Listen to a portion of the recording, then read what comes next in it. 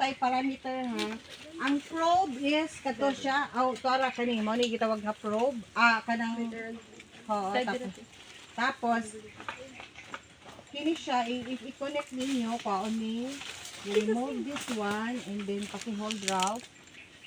I-connect ni siya and make sure kaning red and then the red magtunong. Okay, i-connect. So magtunong din na siya. Kung wala siya magtunong, that means dili pa siya connected.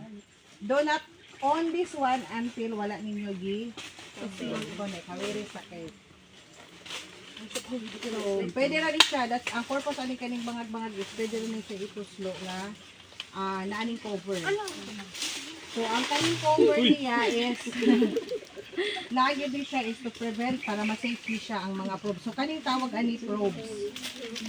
So, asa man ang pH ani, di ba kayo na siya pH, na siya ORP, DO, PBDP.